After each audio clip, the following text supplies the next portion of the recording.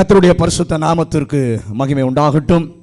இந்த நல்ல நாளிலுமாக தேவனுடைய பிள்ளைகளாய், தேவனுடைய ஜனங்களாய் நாம் இணைந்து தேவனை நன்றாக பாடி துதித்து ஆராதித்தவருடைய பிரசன்னத்தில் களி கூறுவதற்கு ஆண்டவர் நல்ல கிருபைகளை இந்த நாளிலே கர்த்தர் கொடுத்தார். இந்த மாலை வேளையிலும் கர்த்தர் நம்மோடு கூட பேசுவாராக. இந்த மே மாதம் 24ஆம் தேதி ஒரு ஓய்வு நாள் மட்டுமல்ல, உலகம் எங்கும் இந்த நாளிலே பெந்தேகோஸ்தே நாள் என்று சொல்லி நினைவு கூர்ந்து கொண்டாடுகிற ஒரு நாள். ஆகவே அதை சார்ந்தே கர்த்தருடைய வார்த்தையை இந்த நாளிலே நான் உங்களுக்கு காலையிலே ஆராதனையிலே அதை சார்ந்த ஒரு தேவ வார்த்தை கொடுத்தேன். தொடர்ந்து இந்த மாலை வேளையிலும் அதை சார்ந்த கர்த்தருடைய வார்த்தையை கொடுக்க கர்த்தர் நமக்கு கிருபை தருவாராக. நீங்க லேவியராகமம் 23வது அதிகாரத்தில் வாசித்து பார்க்கும் பொழுது, இஸ்ரவேல் ஜனங்கள் எகிப்திலிருந்து அடிமைத்தனத்திலிருந்து விடுதலையாகி கானானுக்கு நேராக அவர்கள் பிரயாணம் பண்ணி வரும்போது வனாந்திரத்திலே ஆண்டவர் அவர்களுக்கு அநேக கட்டளைகளை கொடுக்கிறார். ஆசரிப்பு கூடாரத்தை உண்டாக்க சொல்லி முறைமைகளை எல்லாம் எப்படி உண்டாக்கணும், எந்த அளவுல செய்யணும், எல்லாவற்றையும் ஆண்டவர்கள் அவர்களுக்கு சொல்லிக் கொடுத்து ஆராதனை முறைமைகளையும் ஆராதிக்க வேண்டிய கட்டளைகளையும் தங்களுடைய வாழ்க்கையிலே அவர்கள் கடைபிடிக்க வேண்டிய நன்னெறிகளையும் கட்டளைகளையும் கொடுத்த தேவன் அவர்கள் வாழ்க்கையிலே கை கொள்ள வேண்டிய சில பண்டிகை நாட்களையும் ஆண்டவர் கொடுத்தார். அவர்கள் போய் சேர வேண்டிய கானான் தேசத்திலே போய் சேர்ந்த பிறகு மறவாமல் இந்த பண்டிகைகளை கொண்டாட வேண்டும் என்று சொல்லி இந்த லேவியராகமம் 23வது அதிகாரத்தில் 8 விதமான பண்டிகைகளை ஆண்டவர் அவர்களுக்கு கொடுத்தார். அல்லேலூயா. அது காலையில் நான் கொஞ்சம் பேசினேன். இந்த மாலை வேளை எல்லாவற்றையும் சொல்ல வாய்ப்பு நமக்கு நேரம் குறைவாக இருக்கிறது. லேவியராகமம் 23வது அதிகாரத்தில் பஸ்கா பண்டிகை வருகிறது. அந்த பண்டிகையை தொடர்ந்து பஸ்கா பண்டிகையில் என்ன சாப்பிடணும் என்று சொன்னால், புளிப்பில்லாத அப்பங்களை என்ன பண்ணணும், அவர்கள் சாப்பிட வேண்டும். புளிப்புள்ள எதையும் என்ன பண்ணக்கூடாது, சாப்பிடக்கூடாது.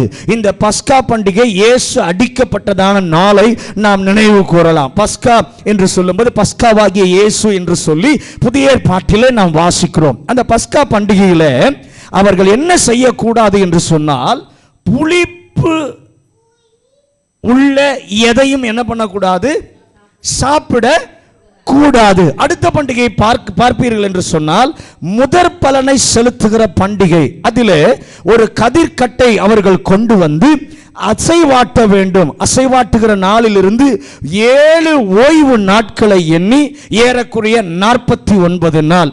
அடுத்த அந்த கடைசி 7வது ஞாயிற்றுக்கிழமைக்கு அடுத்த வாரத்தில் வருகிற முதல் நாளிலே அதுதான் 50வது நாள். யூதர்களுடைய கணக்கை எடுத்து பார்த்தால் 50வது நாள் பெந்தேகோஸ்தே நாள். இதை விரிவாக நான் சொல்ல விரும்பவில்லை. அங்கே லேவியராகமத்தில் பார்க்கும் பொழுது, இதை கவனித்து பார்க்கும் பொழுது, முதலிலே புளிப்பில்லாத எதையும் அவர்கள் என்ன பண்ணக்கூடாது, சாப்பிடக்கூடாது. ஆனால் பெந்தேகோஸ்தே நாளிலே புளிப்புள்ளதை தேவ சமூகத்திற்கு என்ன பண்ண வேண்டும், கொண்டு வர வேண்டும். புளிப்பில்லாத அப்பம், புளிப்புள்ள அப்பம். நீங்கள் 1 கொரிந்தியர் 5வது அதிகாரம் 8வது வசனத்தில் பார்க்கும் பொழுது புளிப்புள்ளது எது, புளிப்பு இல்லாதது என்பதை குறித்து அப்போஸ்தலனாகிய பவுல் அங்கே விளக்கி காண்பிக்கிறதை நம்மாலே பார்க்க முடியும். அப்ப புளிப்புள்ளது எது என்று சொன்னால் பொல்லாப்பு, துர்க்குணம். புளிப்புள்ளது எது, பொல்லாப்பு, துர்க்குணம். புளிப்பு இல்லாதது எது, துப்புரவு அல்லது பரிசுத்தம், உண்மை. அது என்னது, புளிப்பு இல்லாதது. கர்த்தருடைய பிள்ளைகள் இந்த புளிப்பில்லாத இந்த துப்புரவு பரிசுத்தத்தை உட்கொள்ளலாம். ஆனால் புளிப்புள்ள அந்த துர்க்குணம், பொல்லாப்பை எங்க கொண்டு வரணும், தேவ சமூகத்துக்கு கொண்டு வரணும். தேவ சமூகத்துக்கு கொண்டு வந்து சர்வாங்க தகன பலியை செலுத்துகிறது போல அதை சுட்டெரிக்க வேண்டும். அப்ப பெந்தேகோஸ்தே நாள் பண்டிகை கொண்டாடுகிற நாள் அல்ல. நம்முடைய பொல்லாப்பு, நம்முடைய துர்குணங்களை அக்கினியினாலே சுட்டெரித்து அதை எரிந்து விட்டு துப்புரவு அல்லது பரிசுத்தம், உண்மையை தரித்து கொண்டவர்களாய் நீங்களும் நானும் வாழ தேவன் எதிர்பார்க்கிறார். அல்லேலூயா. அந்த சூழ்நிலையில் அப்படியே பார்க்கும் பொழுது அவர்கள் அடைப்பட்டிருந்த ஒரு சூழ்நிலையில் இருக்கிறார்கள்.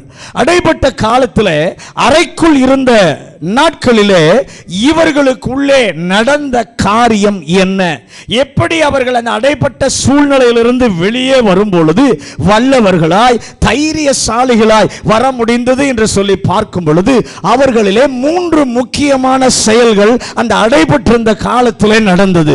அதை முதலாவது காரியத்தை நான் காலை ஆராதனையில் பேசினேன். முதலாவது சூழ்நிலை அடைபட்ட வீடு அல்லது அடைபட்ட காலங்கள் அல்லது அடைபட்ட சூழ்நிலைகள். அந்த சூழ்நிலைகளிலே அவர்களை என்னவாய் மாற்றினது என்று சொன்னால் விசுவாசிகளாய் மாற்றினது. நான் காலையில் சொன்னேன், ஆண்டவர் சீஷர்கள் இயேசுவோடு கூட தான் இருந்தாங்க, இயேசுவோடு கூட நடந்தாங்க, இயேசுவோடு சாப்பிட்டாங்க, இயேசுவோடு உறங்கினாங்க, இயேசு செய்த எல்லாத்தையும் பார்த்தாங்க. ஆனால் அவங்கள பார்த்து ஆண்டவர் கடிந்து கொண்ட காரியம் என்ன தெரியுமா? அற்ப விசுவாசிகளே, அற்ப விசுவாசிகளே. ஏன் ஆண்டவர் இந்த வார்த்தையை பயன்படுத்தினார்னா, பயப்படுறவங்களா இருந்தாங்க. காலையில் சொன்ன அவங்க பயந்தாங்கோலிகளா, இயேசுவோடு கூட இருந்தாலும் பயந்தாங்கோலிகளா இருந்தாங்க, இயேசுவோடு கூட இருந்தாலும் உணர்வில்லாதவங்களா இருந்தாங்க. வசந்த மட்டும் குறித்துக் கொள்ளுங்கள். மத்தேயு 16:8-9 உணர்வில்லாதவங்களா இருந்தாங்க. மத்தேயு 14:33 பார்க்கும் பொழுது கடல்ல இயேசு பேதுரு போயிட்டு இருக்கும்போது இயேசு வருகிறார்.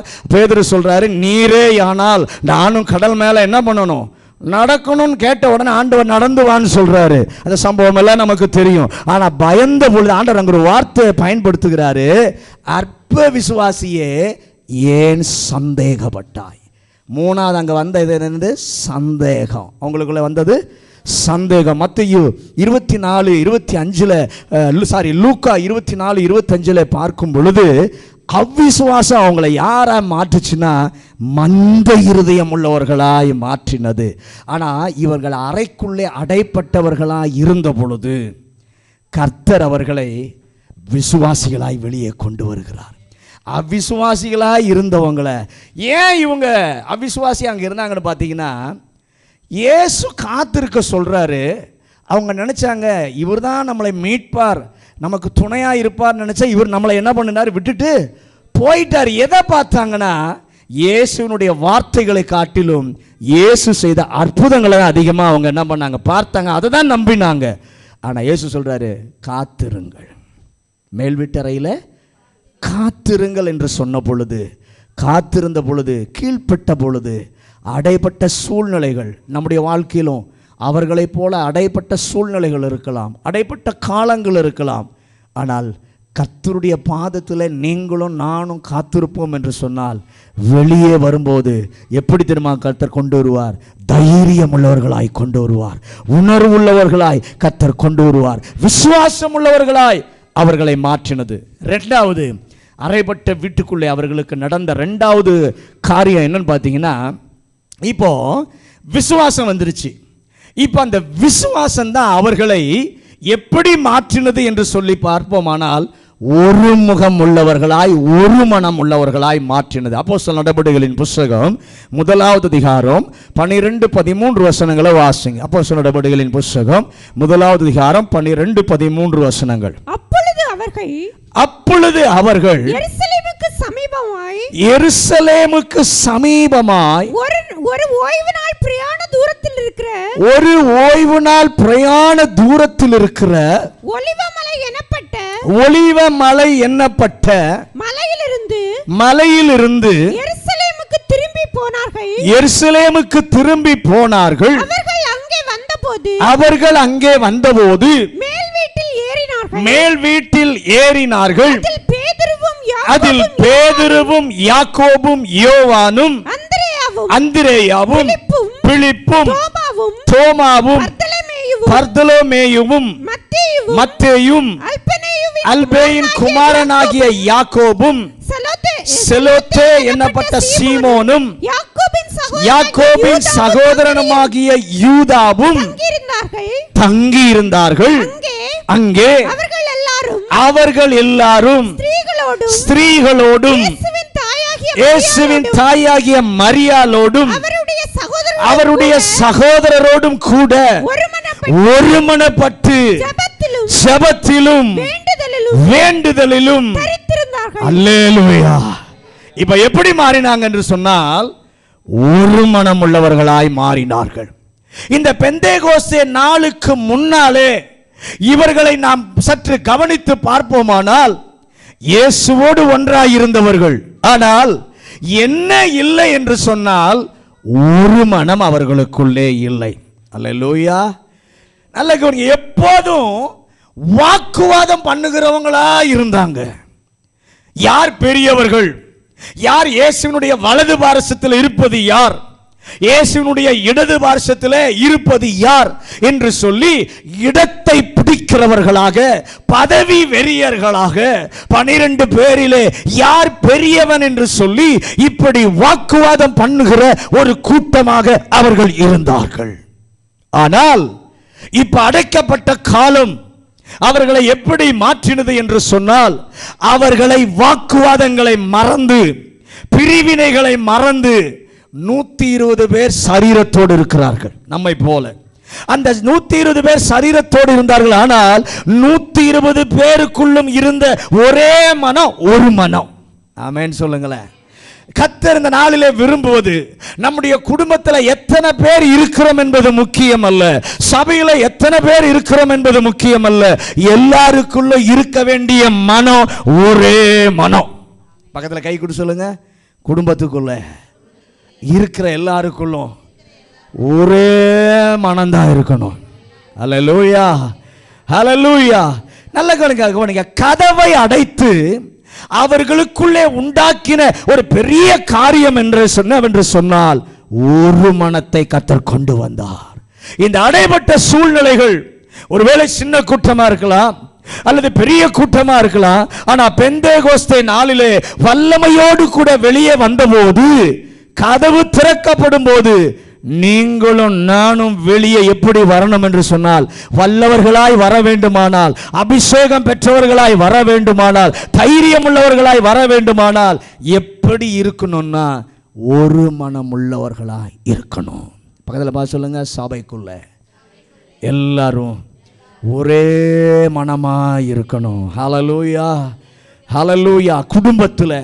குடும்பத்தை நாம ஒருமுகப்படுத்தணும். பிரிந்து கிடக்கிற நிலைமை, வாக்குவாதம் பண்ணுகிற நிலைமை, விவாதங்கள் நடக்கிற நிலைமைகளை எல்லாம் விட்டுவிட்டு குடும்பங்கள் ஒருமுகப்படும் போது கர்த்தருடைய வல்லமை குடும்பத்தில் வெளிப்பட ஆரம்பிக்கும். 133 சங்கீதம் 1வது வசனத்தையும் 3வது வசனத்தையும் வாசிங்க. சங்கீதம் 133 1ஆம் வசனமும் 3வது வசனத்தையும் வாசிங்க.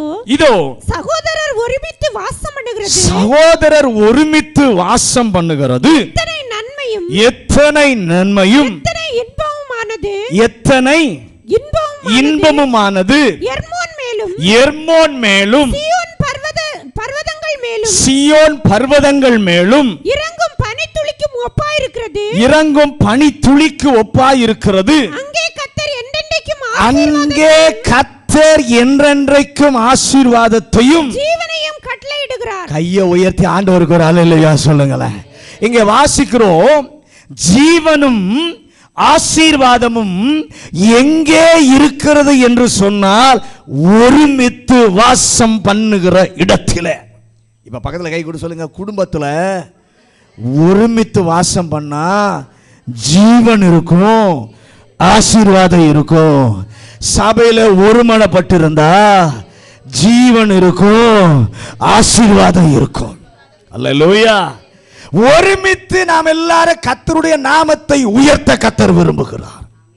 உங்க வீடுகளுக்குள்ளே ஒரு மனம் உண்டாகணும். அதை தான் இன்னைக்கு கர்த்தர் எதிர்பார்க்கிறார். சபைக்குள்ளே ஒரு மனம் உண்டாகணும். வல்லமை பெறுவதற்கு முன்பாக ஆண்டவர் நமக்குள்ளே கிரியை செய்கிறது, நம்மை ஒருமுகப்படுத்துகிறார். அல்லேலூயா. பிரிந்து கிடக்கிற நிலைமைகளை எல்லாம் எடுத்துவிட்டு தேவன் நம்மை வல்லமையாய் பயன்படுத்த வேண்டுமானால் சபைக்குள்ளே, குடும்பத்துக்குள்ளே ஆண்டவர் செய்கிற காரியம் எல்லாரையும் கர்த்தர் ஒருமுகப்படுத்துகிறார். அல்லேலூயா. ஆனால் சத்துரு செய்கிற பெரிய காரியம், கலாத்தியரின் புத்தகம் 5வது அதிகாரம் 15வது வசனம். கலாத்தியர் 5:15. நீங்கள் ஒருவரை ஒருவர் கடிந்து கொண்டு, நீங்கள் ஒருவரை ஒருவர் கடித்து பட்சித்தீர்களானால் அழிவீர்கள். அப்படி ஒருவரை ஒருவர் அழிக்கப்படாதபடிக்கு எச்சரிக்கையா இருங்க. என்னவா? கடித்து பட்சிக்கிறீங்க. இன்னைக்கு குடும்பத்தில் நம்ம பேசுகிற வார்த்தை எப்படி இருக்குது தெரியுமா? கடித்து பட்சிக்கிற மாதிரி இருக்கு. இந்த கலாத்தியர் புஸ்தகம் சபைக்கு ஆண்டவர் எழுதினார், பாவிகளுக்கு எழுதல. சபைக்கு ஆண்டவர் எழுதுகிறார். இந்த கலாத்திய சபை ஒரு தரிசனம் பெற்ற சபை, இயேசுவை தரிசித்த சபை. அப்போஸ்தலனாகிய பவுல் சொல்லுகிறார், அப்பா உங்களை அழிப்பதற்கு பிசாசு வர வேண்டியதில்லை, உங்களை அழிப்பதற்கு வேறு யாரும் வர வேண்டியதில்லை. நீங்களே அழிந்து போகலாம். நீங்களே என்ன பண்ணலாம்? அழிந்து போகலாம். ஒரு சபை ஜீவனோடும் ஆசீர்வாதத்தோடும், ஒரு குடும்பம் ஜீவனோடும் ஆசீர்வாதத்தோடும் வளர வேண்டுமானால் ஒரு மனப்பட்டிருந்தால் அங்கே ஜீவனும் ஆசீர்வாதமும் இருக்கும். கடித்து பட்சிக்கிறவங்களா இருந்தா நாமளே அழிஞ்சு போயிடுவோம். பிசாசெல்லாம் வர வேண்டாம், நம்மளை அழிக்க வேற யாரும் வர வேண்டாம், நாமளே என்ன பண்ணிடுவோம்?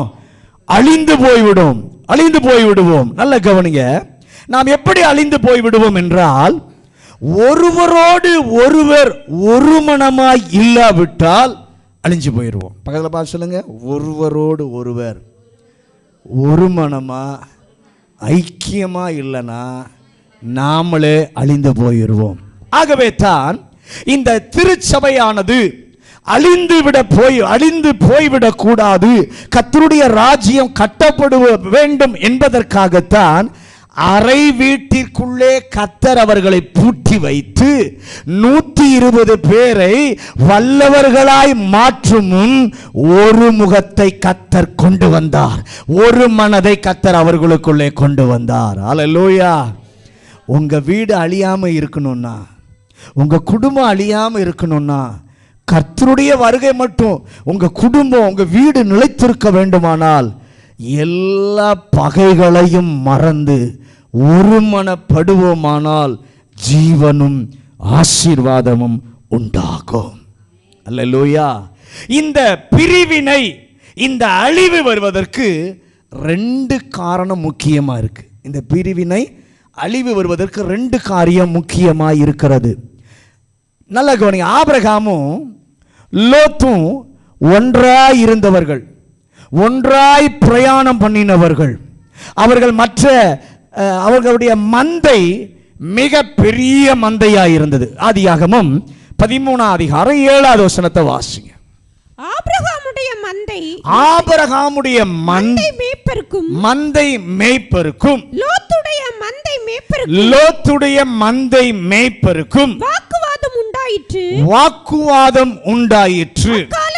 அக்காலத்திலே கானானியரும் பெர்சியரும் தேசத்தில் குடியிருந்தார்கள். நல்ல கவனிங்க, இப்போ ஒன்னா இருந்தவங்க தான், மந்த பெருசு தான், ஆனா 2 பேரும் பிரிந்து போனார்கள். ஏன் பிரிந்து போனார்கள் என்று சொல்லி பார்க்கும் பொழுது, வாக்குவாதம் உள்ளே வந்தபோது பிரிந்து போனார்கள். வாக்குவாதம் வர வரைக்கும் பிரிவினை அவர்களுக்குள்ளே இல்லை. ஆனா வாக்குவாதம் வந்தபோது ஆபிரகாம் சொல்றாரு, நம்ம 2 பேருக்கும் வாக்குவாதம் வேண்டாம் என்று சொன்னார். ஆண்டவரே, எந்த குடும்பத்திற்குள்ளே வாக்குவாதம் வருகிறதோ கண்டிப்பா அது சண்டையில தான் போய் முடியும். பக்கத்தில் கை கொடு சொல்லுங்க, எந்த குடும்பத்துக்குள்ள வாக்குவாதம் வருதோ அது கடைசியில் சண்டையில தான் போய் முடியும். அல்லேலூயா. எந்த கணவன் மனைவி வாக்குவாதம் பண்ணுகிறார்களோ, எந்த பிள்ளைகள் எந்த பெற்றோர்கள் வாக்குவாதம் பண்ணுகிறார்களோ அங்க ஜீவன் இருக்காது, அங்கே ஆசீர்வாதம் இருக்காது. ரொம்ப முக்கியம். கை கொடுத்து சொல்லுங்க, எந்த வீட்டுக்குள்ள எந்த கணவன் மனைவிக்குள்ள வாக்குவாதம் இருக்கோ, எந்த பிள்ளைகள் பெற்றோருக்குள்ள வாக்குவாதம் இருக்கோ அந்த வீட்டுக்குள்ள ஜீவன் இருக்காது, அந்த வீட்டுக்குள்ள ஆசீர்வாதம் இருக்காது. அல்லேலூயா. 2வது பிரிவினை வரத்துக்கு காரணம் அப்போஸ்தலர் நடவடிக்கைகள் 15ஆம் அதிகாரம் 39ஆம் வசனம். முதல் பிரிவினை வரத்துக்கு, வாக்குவாதம் வரத்துக்கு பிரிவினை வரத்துக்கு காரணம், அழிஞ்சு போறதுக்கு காரணம் வாக்குவாதம். அதான் நம்ம நீக்கணும். 2வது, இதை பற்றி அவர்களுக்குள்ளே கடும் கோபம் மூண்டபடியினால் அவர்கள் ஒருவரை ஒருவர் விட்டு பிரிந்தார்கள். பர்னபா மார்க்குவை கூட்டிக் கொண்டு கப்பல் ஏறி சீப்ரு தீவுக்கு போனான். நல்ல கவனிங்க, பவுலும் பர்னபாவும் ஒன்னா இருந்து ஊழியம் செஞ்சாங்க. பக்கத்தில் சொல்லுங்க, பவுலும் பர்னபாவும் ஒன்னா இருந்து ஊழியம் செய்தாங்க. ஊழியம் நல்லா வளர்ந்தது. ஆண்டவர் அவர்களை நடத்தினார். ஊழியங்கள் ஸ்தாபிக்கப்பட்டன. குடும்பம் நல்ல கவனிங்க. ஆனா கடும் கோபம் மூண்டபடியினால ஒன்னா இருந்த பவுலும் பர்னபாவும் பிரிஞ்சு போயிட்டாங்க. ரெண்டாவது பிரிவினை வரத்துக்கு, அழிஞ்சு போறதுக்கு ரெண்டாவது காரணம் கடும் கோபம். முத காரணம் என்ன சொன்ன? வாக்குவாதம். ரெண்டாவது காரணம் கடும் கோபம். அப்ப நல்ல கவனிங்க, குடும்பம் திருச்சபை எதிலே இன்றைக்கு கவனமா இருக்க வேண்டுமானால் ஒருவருக்கொருவர் விட்டு கொடுக்காமல், ஆர்கியூமெண்ட் பண்ணாம, நீயா நானா என்று சொல்லி ஆர்கியூமெண்ட் பண்ணாம, பெருமை இருந்துச்சுன்னா அந்த பெருமைகளை எல்லாம் விட்டு விலகி மாறணும். அந்த ரெண்டு பேருக்குள்ள இருந்த பெரிய பரிசுத்தவான் தான், அப்போஸ்தலன் தான். ரெண்டு பேரும் நல்ல திக் ஃப்ரெண்ட்ஸ் தான். ஆனா இணைப்பு ஏன் பிரிந்து போனது என்று சொன்னால் கடும் கோபம். அப்போ நம்முடைய கோபங்கள், நம்முடைய பெருமைகள், இவையெல்லாம் அடைக்கப்பட்ட சூழ்நிலையில கர்த்தர் விளக்க விரும்புகிறார். ஏன் உங்களுக்கு அடைக்கப்பட்ட சூழ்நிலை, எதையும் செய்ய முடியாம அடைக்கப்பட்ட சூழ்நிலை ஏன் வருதுன்னா, உங்க வாக்குவாதத்தை அழிப்பதற்கு, உங்களுடைய கடும் கோபத்தை நீக்கி உங்களை வல்லவர்களாய் வெளியே கொண்டு வருவதற்குத்தான் அடைபட்ட சூழ்நிலையை உங்க வாழ்க்கையில கர்த்தர் அனுமதிக்கிறார். அல்லேலூயா, ஹல்லேலூயா. ஆனா இங்க கவனிங்க, இவங்களை பார்க்கும் பொழுது ஒருமித்து இருந்த பொழுது அங்க என்ன நடந்துச்சுன்னா, வெளியே வரும்போது, பெந்தேகோஸ்தே நாளிலே வெளியே வரும்போது வல்லமையோடு கூட வெளியே வந்தார்கள். அப்படி இல்லாவிட்டால் யூதர்கள், நீங்களும் நானும் அப்படிதான் வெளியே வரணும், வல்லமையோடு வெளியே வரணும். அப்படி இல்லைன்னா இந்த யூதர்கள் பல 100 வருஷங்களாக என்ன பண்ணாங்க? வெறும் பண்டிகையாக தான் அதை கொண்டாடின நாட்களாக இருந்தது. நமக்கு அப்படி தான் மாறி போய்விடும். ஆனால் விசுவாசம் உள்ளவர்கள், முதலாவது விசுவாசம், ரெண்டாவது ஒருமனப்பட்டவர்களாய் அவர்கள் இருந்த பொழுது, மாறின பொழுது கர்த்தர் அவர்களை வல்லமை உள்ளவர்களாக வெளியே கொண்டு வந்தார். மூன்றாவது அடைக்கப்பட்ட சூழ்நிலையில் அவங்க வாழ்க்கையில் என்ன நடந்தது? அப்போஸ்தலர் நடவடிக்கைகளின் புத்தகம் 1வது அதிகாரம் 14வது வசனம்.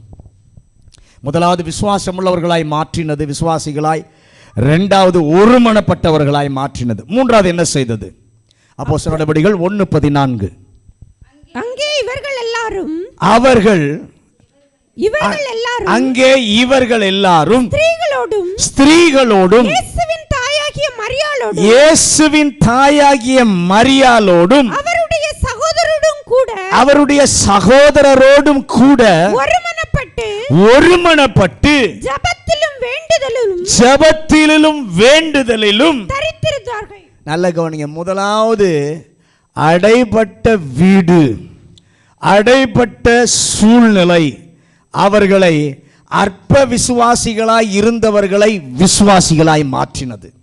இரண்டாவது அடைபட்ட சூழ்நிலை, அடைபட்ட வீடு அவர்களை ஒருமனப்படுகிறவர்களாய் மாற்றினது. மூன்றாவது அடைபட்ட சூழ்நிலை, அடைபட்ட வீடு ஜெபத்திலே தரித்திருக்கிறவர்களாக அவர்களை மாற்றினது. அல்லேலூயா. கர்த்தருடைய வார்த்தையை விசுவாசித்தார்கள், எருசலேமிற்கு வந்தார்கள். இப்போ எல்லா பிரச்சனைகளையும் எல்லா வேறுபாடுகளையும் அகற்றினார்கள், ஒருமனப்பட்டார்கள். இப்ப மூன்றாவது என்ன பண்ணினார்கள்? ஒருமனப்பட்டு ஜெபத்திலே தரித்திருந்தார்கள். இவர்களுக்கு பெரிய பிரச்சனை என்னன்னா, இயேசு இரவெல்லாம் ஜெபிக்கிறார். இயேசு இரவெல்லாம் ஜெபிக்கிறார். இயேசு உபவாசம் இருந்து ஜெபம் பண்ணுகிறார், ஊக்கத்தோடு ஜெபிக்கிறார், பலத்த சத்தத்தோடு என்ன பண்ணுகிறார்? கண்ணீரோடு கூட இயேசு ஜெபம் பண்றார். ஜெபத்திற்கு மாதிரியாய் இருந்தவர் நம்முடைய ஆண்டவராகிய இயேசு கிறிஸ்து. அல்லேலூயா. ஆனா இவங்க வாழ்க்கையில நாம பார்ப்போமானால் 1 மணி நேரம் கூட ஆண்டவரோடு கூட ஜெபிக்க முடியாதவர்கள், 1 மணி நேரம் கூட ஆண்டவரோடு கூட ஜெபிக்க முடியாதவர்கள். இன்னைக்கு நிறைய பேர் என்ன பேசுறாங்கன்னா, எங்க அப்பா நல்லா ஜெபம் பண்ணுவார், எங்க அம்மா நல்லா ஜெபம் பண்ணுவார், எங்க பாஸ்டர் நல்லா என்ன பண்ணுவார், ஜெபம் பண்ணுவார். உங்க அம்மா ஜெபம் பண்றாங்க ரைட்டு, உங்க அப்பா ஜெபம் பண்றாங்க ரைட்டு, உங்க பாஸ்டர் ஜெபம் பண்றாங்க, நீ என்ன பண்ற, நீங்க என்ன பண்றீங்க? யோசித்து பாருங்க. பாஸ்டர் உபவாசம் பண்றாரு, நீங்க உபவாசம் பண்ணீங்களா? கேள்வியை நமக்கே கேட்டுக்கணும். நல்ல கவனிங்க.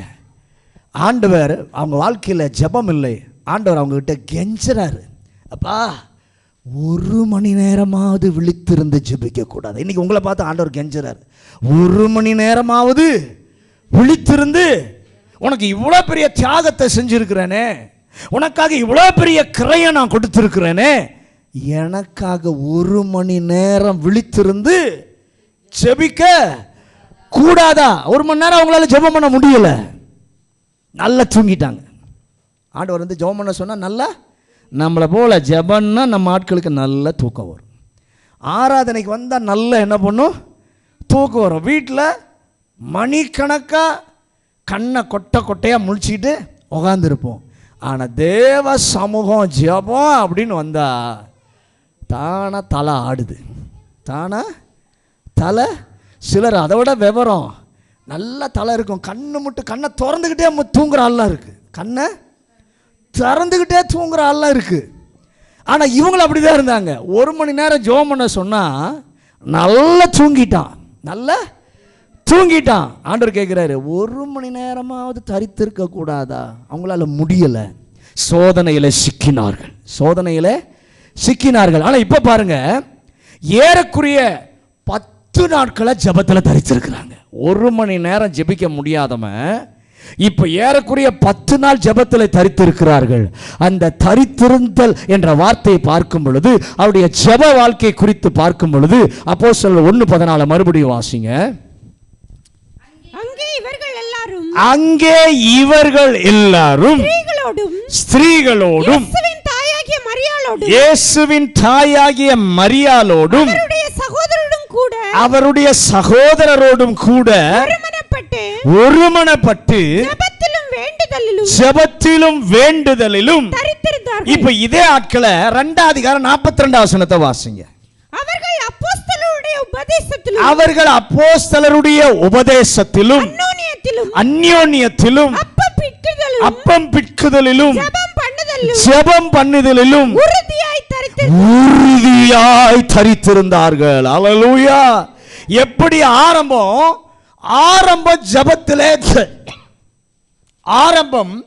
ஜெபத்திலே தரித்திருந்தார்கள். ஆனா இப்ப அபிஷேகம் பெற்ற பிறகு அவர்கள் ஜெபம் எப்படி மாறிச்சுன்னா, ஜெபத்திலே உறுதியாய் தரித்திருந்தார்கள். பக்கத்துல கை கொடுத்து சொல்லுங்க, ஆரம்ப நிலை ஜெபத்திலே தரித்திருந்தார்கள். பரிசுத்த ஆவியானவருடைய அபிஷேகத்தை பெற்ற போது ஜெபத்திலே உறுதியாய் தரித்திருந்தார்கள். நீங்க அப்போஸ்தலர்கள் 6 அதிகாரத்துக்கு வரும் பொழுது சபைக்குள்ளே பிரச்சனை வந்துருச்சு. கிரேக்கர்களுக்கும் யூதர்களுக்கும் பிரச்சனை. 2 கூட்டத்தார், 2 பிரிவினையான கூட்டம் வந்தபோது பேதுரு பயன்படுத்துகிற வார்த்தையை பார்ப்போமானால் 6 அதிகாரம் 4வது வசனம். அப்போஸ்தலர் 6:4, நாங்களோ ஜெபம் பண்ணுவதிலும் வேத வசனத்தை போதிக்கிற ஊழியத்திலும் இடைவிடாமல் தரித்திருப்போம். அல்லேலூயா.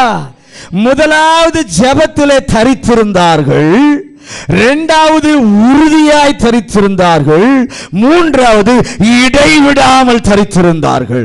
அபிஷேகம் அவர்களை எங்க கொண்டு வந்தது என்றால், முன்னால 1 மணி நேரம் கூட நீ ஜெபிக்க முடியாத ஆளு, ஆனா தூங்கினவன். 1 மணி நேரம் கூட ஜெபிக்க முடியாம நீ தூங்கினவன். ஆனால் இப்போ நீ யார் என்றால், உறுதியாய் ஜெபிக்கிறவர்கள், இடைவிடாமல் தரித்திருப்பவர்கள். ஜெபத்தில் நீண்ட நேரம் தரித்திருக்கிற அனுபவம் எங்கிருந்து உற்பத்தி ஆனது என்று சொன்னால், அடைபட்ட வீட்டுக்குள்ளே, அடைபட்ட சூழ்நிலையிலே கர்த்தர் நம்மையும் அடைபட்ட சூழ்நிலைக்கு உள்ளே கொண்டு வந்து வைத்திருப்பதற்கு காரணம் என்ன தெரியுமா?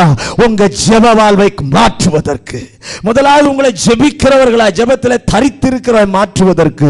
இரண்டாவது ஜெபத்தில் உறுதியாய் தரித்திருப்பவர்களாய் மாற்றுவதற்கு. மூன்றாவது இடைவிடாமல் ஜெபத்தில் தரித்திருப்பதற்கு உங்களை அடைபட்ட சூழ்நிலைக்குள்ளே கர்த்தர் கொண்டு போய் உங்களை புதிதாக்கி வல்லவர்களாக பெந்தேகோஸ்தே நாளிலே கர்த்தர் வெளியே கொண்டு வர விரும்புகிறார். அல்லேலூயா, அல்லேலூயா. நல்ல கவனிங்க, பெந்தேகோஸ்தே அனுபவத்திற்கு நீங்களும் நானும் வரணும். பக்கத்தில் கை கொடுத்து சொல்லுங்க, பெந்தேகோஸ்தே நாளினுடைய அனுபவத்திற்கு நானும் நீங்களும் வரணும். ஜெபத்தில் தரித்திருக்கணும், உறுதியாய் தரித்திருக்கணும், இடைவிடாமல் தரித்திருக்கணும். அல்லேலூயா. பெந்தேகோஸ்தே அபிஷேகத்தோடு தான் இன்னைக்கு இங்கிருந்து கடந்து போகணும். கை உயர்த்தி சொல்லுங்க, ஆண்டவரே இன்னைக்கு நான் இங்கிருந்து போகும்போது இந்த பெந்தேகோஸ்தே அனுபவத்தோடு தான் நான் வெளியே போகணும். கர்த்தருடைய வார்த்தையை சார்ந்து கொண்டவர்களாய், என்னுடைய வாழ்க்கையில் அற்புதம் நடந்தாலும் சரி, என்னுடைய வாழ்க்கையில் அற்புதம் நடக்காவிட்டாலும் சரி, உமக்காக நான் காத்திருப்பேன். அல்லேலூயா. கர்த்தருடைய வசனம் நிறைவேறுவதற்காக, கர்த்தருடைய வார்த்தை நிறைவேறுவதற்காக ஒரு விசுவாசம் உள்ளவர்களாய் என்னுடைய எல்லா கோபங்கள், என்னுடைய எல்லா வாக்குவாதங்களை எல்லாம் விளக்கி ஒருமனப்பட்டவர்களாய், ஜெபத்திலே உறுதியாய் தரித்திருக்கிறவர்களாய், இடைவிடாமல் ஜெபத்தில் தரித்திருக்கிற ஜனங்களாய் இங்கிருந்து நான் வெளியே போவோமானால் நிச்சயமா சொல்றேன், அதுதான் பெந்தேகோஸ்தே நாள். அல்லேலூயா. அதுதான் பெந்தேகோஸ்தே நாளினுடைய அனுபவம். இந்த அனுபவத்தோடு தான் நீங்களும் நானும் இன்னைக்கு வெளியே வரணும்னு கர்த்தர் எதிர்பார்க்கிறார். இந்த பெந்தேகோஸ்தே நாள் நம்முடைய வாழ்க்கையில அனுபவங்களை கொண்டு வருகிற விசுவாச வீரர்களாய் நம்மை நிரூபித்து விசுவாசத்திலே வல்லவர்களாய், தேவ பிரசன்னத்திலே நாம் வாசம் பண்ணுகிறவர்களாய், ஜெபத்திலே இடைவிடாமல் உறுதியாய் தரித்திருக்கிற தேவ ஜனங்களாய் ஜெபத்திலே நீங்களும் நானும் தரித்திருப்போமானால் நிச்சயமாய் நம்மை கொண்டு ஆண்டவர் பெரிய காரியங்களை செய்வார். எத்தனை பேர் அதை விசுவாசிக்கிறீங்க? ஆண்டவரே என் மேலே அக்கினியா இறங்கி, ஆண்டவரே நம்ம நான் வாஞ்சிக்கிறத விசுவாசிக்கிறதெல்லாம் உங்களையும் என்னையும் ஜபத்தில் வல்லவர்களாய் கர்த்தர் மாற்றணும். இந்த உலகத்தை கலக்குகிறவர்களாய் கர்த்தர் நம்மை மாற்றணும். நம்முடைய சந்தேகம், நம்முடைய பயம் எல்லாவற்றையும் எடுத்துவிட்டு, உணர்வில்லாதவங்களாக இருந்த நிலைமையெல்லாம் எடுத்துவிட்டு, அந்த காலங்கள் விளங்கி இப்போ தேவனுக்காக கிரியை செய்கிற ஒரு உண்மையான கிறிஸ்தவர்களாய், ஒரு உண்மையான கிறிஸ்துவை உடைய ஜனமாய் நாம் இருப்போம் என்பதில் எந்த சந்தேகமும் இல்லை. அடைபட்ட நாட்கள், அடைபட்ட சூழ்நிலைகள் வெளியே அபிஷேகத்தோடு நாம் வெளியே வரும்படி கர்த்தருடைய பாதத்தில் நீங்களும் நானும் ஜெபத்தில் தரித்திருக்க வேண்டும். ஜெப அனுபவம் நமக்கு தேவை. உண்மையாய் அவர்கள் ஜெபத்திலே தரித்திருந்தது போல இன்னைக்கு நம்முடைய வாழ்க்கையும் ஜெப வாழ்வாய் மாற கர்த்தர் உதவி செய்வாராக. அடைபட்ட வீடு, அடைபட்ட காலங்கள் அவர்களை அற்ப விசுவாசிகளாய் இருந்தவர்களை விசுவாசிகளாய் மாற்றினது. அடைபட்ட காலங்கள், அடைபட்ட வீடு, அடைபட்ட சூழ்நிலை அவர்களை ஒரு மனம் இல்லாதவங்களாய் இருந்தவங்களை ஒருமுகப்படுத்தினது, ஒருமனப்படுத்தினது. மூன்றாவது, அடைபட்ட சூழ்நிலை, அடைபட்ட வீடு ஜெபத்தில் தரித்திருக்கிறவர்களாய் மாற்றினது. இந்த மாலையில் நம்மில் இந்த 3 கிரியை ஆண்டவர் செய்ய விரும்புகிறார். அற்ப விசுவாசம் இல்லாமல் இருக்கிற நம்மை, ஆண்டவரோடு கூட தான் இருக்கிறோம், ஆண்டவரை தான் ஆராதிக்கிறோம், ஆண்டவர் வார்த்தையை தான் பெற்றுக்கொண்டு இருக்கிறோம். ஆனாலும் நாம் அற்ப விசுவாசிகளாக நிறைய நேரத்தில் இருக்கிறோம். கர்த்தர் நம்மை விசுவாசிகளாய் மாற்ற விரும்புகிறார். ரெண்டாவது, ஒரு மனம் இல்லாமல் வாக்குவாதம் பண்ணுகிற நிலைமைகளை எல்லாம் மாற்றி, கோபங்களை எல்லாம் மாற்றி ஒருமனப்பட்டவர்களாய் நம்முடைய குடும்பம், நம்முடைய சபையில் ஒரு மனத்தை கர்த்தர் கொண்டு வர விரும்புகிறார். மூன்றாவது, ஜெபத்திலே தரித்திருக்கிறவர்களாய், உறுதியாய் தரித்திருக்கிறவர்களாய், இடைவிட்டு தேவன் நம்மை மாற்ற விரும்புகிறார். எத்தனை பேர் அதற்கு ஒப்பு கொடுக்க போகிறீங்க? ஆண்டவரே, என்னை இங்கிருந்து போகும்போது விசுவாசியாய் அனுப்பும், இங்கிருந்து போகும்போது ஒருமனப்பட்டவனா என்னை அனுப்பும். இங்கிருந்து போகும்போது ஆண்டவரே நான் ஜெபத்தில் வல்லவனாய் என்னை மாற்றும். எல்லாரும் முழங்கார் படிட்டு ஆண்டவர் சமூகத்தில் கேட்பேன், ஆண்டவரே இன்னைக்கு என்னை மாற்றி அனுப்புங்க ஆண்டவரே, இன்னைக்கு என்னை மாற்றி அனுப்புங்க ஆண்டவரே, இன்னைக்கு என்னை மாற்றி அனுப்புங்க ஆண்டவரே. அப்பா ஸ்தோத்திரம். ஹல்லேலூயா ஹல்லேலூயா ஹல்லேலூயா. நன்றி அப்பா, நன்றி அப்பா. யெகோவா தேவனே உமக்கு ஸ்தோத்திரம். எங்களை விசுவாசிகளாய் மாற்றுகிற கர்த்தருடைய அபிஷேகத்திற்காய் ஸ்தோத்திரம் ஆண்டவரே. எங்களை ஒருமனப்பட்டவர்களாய் மாற்றுகிற கர்த்தருடைய பிரசன்னத்திற்காய் ஸ்தோத்திரம் ஆண்டவரே. ஹல்லேலூயா ஹல்லேலூயா ஹல்லேலூயா. ஆவியானவரே உமக்கு ஸ்தோத்திரம், ஆவியானவரே உமக்கு ஸ்தோத்திரம். மகிமையின் தெய்வமே உமக்கு ஸ்தோத்திரம். அர்ப்பணிக்கிற எத்தனை பேர் அர்ப்பணிக்க விரும்புகிறீங்க? ஒப்புக்கொடுங்க. ஹல்லேலூயா ஹல்லேலூயா ஹல்லேலூயா ஹல்லேலூயா. இன்றைக்கு மாற்று ஆண்டவரே, இன்றைக்கு மாற்றும் ஆண்டவரே, இன்றைக்கு மாற்றி எங்க பிள்ளைகளை அனுப்பு ஆண்டவரே. ஜெபத்திலே வல்லவர்களாய், ஜெபத்திலே தரித்திருக்கிறவர்களாய், ஜெபத்திலே உறுதியாய் தரித்திருக்கிறவர்களாய் மாற்றும் ஆண்டவரே. மாற்றும் ஐயா, மாற்றும் ஐயா. ஒரு ஜெப அனுபவம் பெருகட்டும் ஐயா, ஜெப அனுபவம் பெருகட்டும். தேவனை சார்ந்திருக்கிற நிலைமை அதிகரிக்கட்டும் ஐயா. ஸ்தோத்திரம்.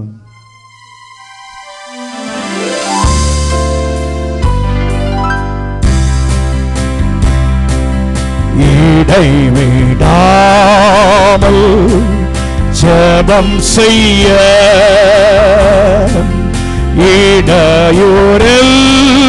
இடையூறெல்லாம் நீக்கிவிடும். சளைப்பில்லாமல் உந்தன் பாதம் கடைசி மட்டும் காத்திருப்போம். ஜெபமே ஜீவ, ஜெபம் ஜெயம். ஜீவியத்திற்கு